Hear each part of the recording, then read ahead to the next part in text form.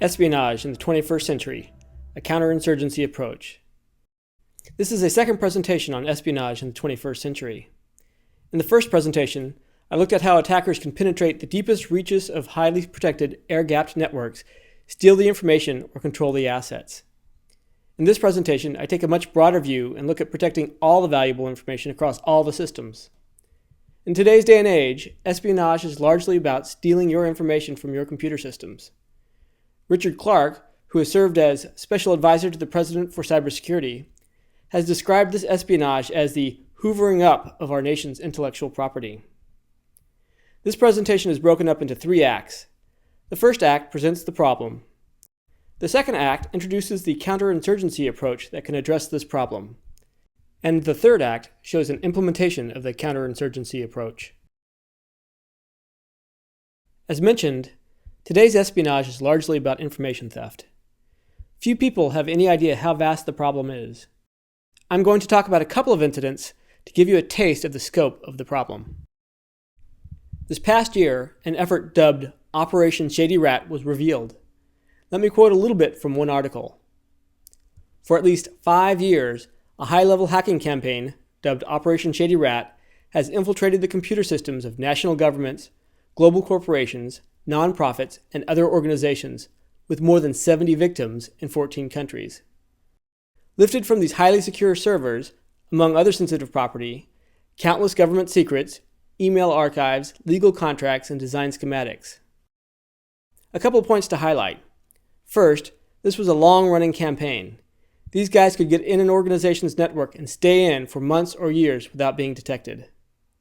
Second, these were not mom-and-pop home computers. These were computers in enterprises, professionally run, that were using security technologies and practices. Third, there were a lot of victims. In this one operation, there were at least 70 organizations penetrated. Fourth, these guys were after the organization's intellectual property, secrets, basically documents, email, legal contracts, and other design schematics. These things, your information, are the valuable things in most organizations. The bad guys know it, and they're going after it. The United States Chamber of Commerce, an organization representing the interests of millions of businesses in the United States, is another example victim. Attackers penetrated their network, and once inside, they had access to everything. What was taken?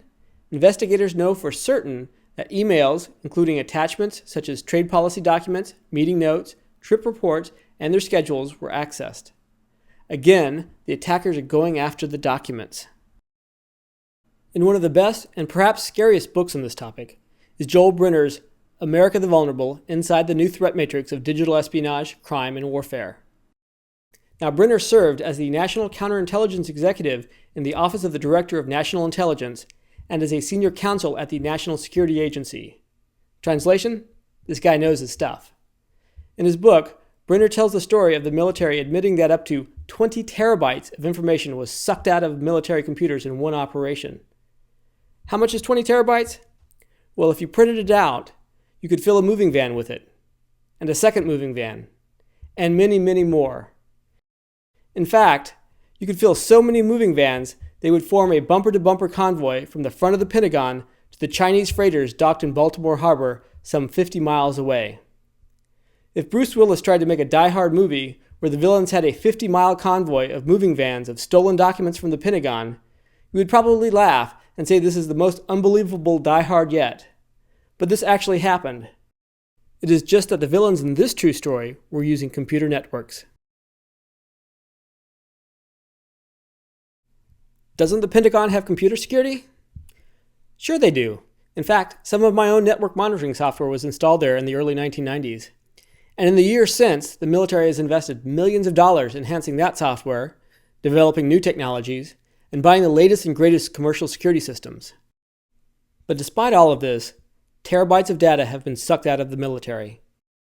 And the military is a good, if perhaps unhappy, company. After Google revealed that its systems were penetrated by China in an attack dubbed Aurora, and further investigations showed that the same attackers had penetrated many other organizations, including military contractors, these quotes by Alex Stamos help sum up the situation. Traditional security products are simply not much help against APT attacks, advanced persistent threats. All of the victims we've worked with had perfectly installed antivirus. They all had intrusion detection systems, and several had web proxies scan content. Then later in the article, he's quoted as saying, "The security industry is going to have to think about selling solutions that actually work with this type of environment. Basically, nothing that people have bought over the last 16 years is going to help." FireEye, a security company, pretty much reiterated the same thing in a recent report. To quote from the article, "Although enterprises are investing $20 billion per year on IT security systems, cybercriminals are able to evade traditional defenses such as firewalls, intrusion protection systems, antivirus, and gateways, as they are all based on older technology, signatures, reputation, and crude heuristics." Why are they failing? Why can't the current security technologies protect you? Well, there are two primary technical reasons. The first is just the numbers. Recently, Symantec estimated that 55,000 unique pieces of malware are created each day. 55,000! That's up to 38 per minute. How does this affect Symantec?